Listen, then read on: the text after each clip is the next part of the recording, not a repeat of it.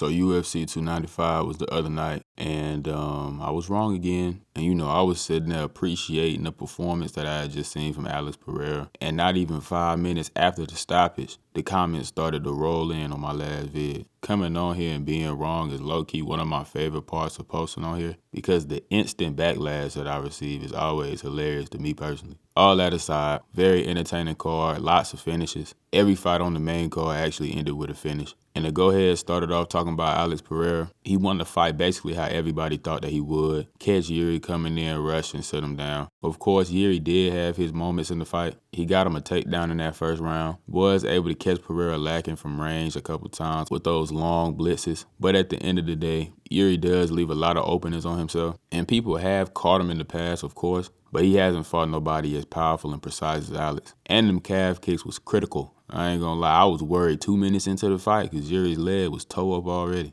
I'll never be able to understand how he generates so much power with so little movement. Now, in regards to the stoppage, I am of the opinion that it was a little early. With the way things happened, Yuri did fall straight on his back. Alex would have been directly in mount. He probably would have found the finish anyway. It's just one of them things that you want to see somebody, especially somebody as tough and resilient as Yuri, fully go out on his shield. But I also can't be mad at the attempt to preserve his brain. Alex is now a 2-division champion in the UFC. Obviously came over from kickboxing where he did the exact same thing in Glory. And now it is officially time to name him among the best combat athletes ever. Now, a lot of people on Twitter was actually taking it a little too far in my opinion. They was basically saying that Alex basically top 5 all time in the UFC because there was an argument going that he was higher all time than Khabib. And that's quite nuts. Now, the argument in the greatest combat athlete conversation is a whole different thing. I don't know if I put him number 1. He close. He up there with the Cejudos and the Cormiers, indubitably. But strictly in terms of the UFC, one of the biggest things about being an all-time great is the longevity. And even though Alex has accomplished a lot, he ain't been in the game that long. It's hard to just put him over certain guys who did it for so much longer than he has. Either way though, this video ain't here to talk about that. I just want to appreciate Alex Pereira and his greatness.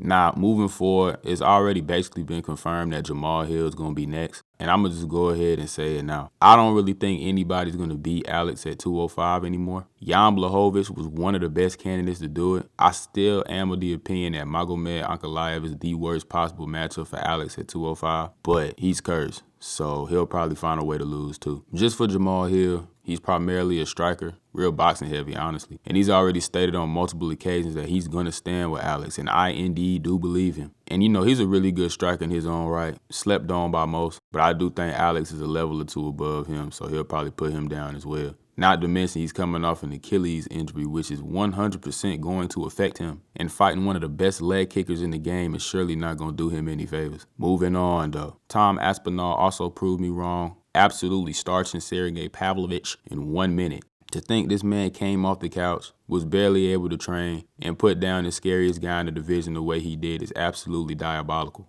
Now, I did want to pick Tom to win this fight, because technically he was superior, but I couldn't get past how high he held his chin. Now, Sergey got him. He struck first blood. He landed first, but Tom ate it, and when Tom landed on Sergey, boy, it was over. Now, for as short as the fight was, Tom's constant movement did show to give Sergey a little bit of an issue. His leg kicks were also great. But at the end of the day, Tom was just way too fast. The speed in which he came down with that 1-2 to rock Sergey was quite frightening, I ain't gonna lie. A man of his size should not move the way he does. And to beat Sergey like that with no wrestling or grappling whatsoever. I'll be honest, Tom Aspinall is probably the best fighter of all time. I do think his blend of size and skill is unmatched. He would thrash any man on the planet in a fight. Now, the streets know what fight should be next, and Tom himself basically out here begging for it. But we all know that fight is absolutely not going to happen. Not only just because that John Jones basically said he wasn't going to do it, but Dana White himself has already said that John and Stipe is next, and Tom probably going to end up having to defend his interim belt, which instantly makes me personally just erase the interim word from that phrase, because if you defend the interim belt, you're the champion. No disrespect to John Jones, obviously. It's just he already has a foot out the door. He just want to beat Stipe and leave. And aside from all that, Tom Aspinall might actually be the worst all-time matchup for John Jones. I ain't saying John couldn't probably find a way to get it done, because knowing him, he could. But Jesus Christ, when we just look at it for what it is, I don't know if he could beat Tom Aspinall. And I'm going to leave it at that.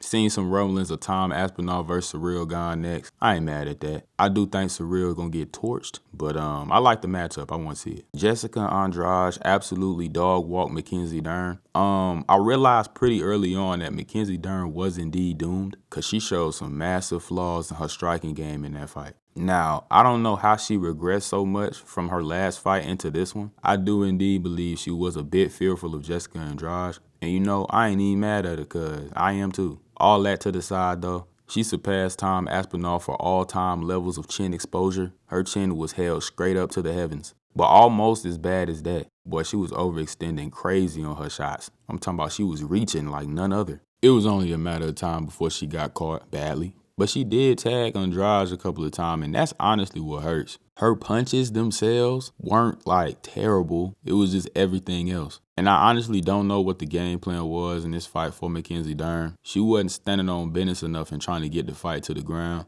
basically dooming herself. Now, she did shoot a couple of times and Andrade was not having that, but like, keep trying. Spam them. Oh well though, she got mollywopped, and Jessica Andrade basically done used her as a stepping stone to try and get back to the title one more time. Benoit Saint Denis absolutely flatlined Matt Frivola. It's so interesting seeing a fight like this between two knockout artists because somebody has to get knocked out. Now, it wasn't as shocking as seeing somebody like Sergey Pavlovich get flatlined, but still, a new contender was absolutely born with Benoit's performance. He is a problem. I think he's absolutely about to run through a bulk of the division. I don't think people are going to be able to mess with dude. He's crazy on the feet, great chin, great power, and he still got that great grappling game that he ain't even have to show against Matt Frivola. And from this point out, I don't really think we're going to see him as much because I'm definitely thinking people are going to be ducking him moving forward. And Diego Lopez opened up the card by bullying Pat Sabatini. As I mentioned in my pre-fight drawing, Diego Lopez being the underdog was absolutely asinine. Off the top of my head, he probably the craziest underdog since Song Yadong was the underdog against Ricky Simon.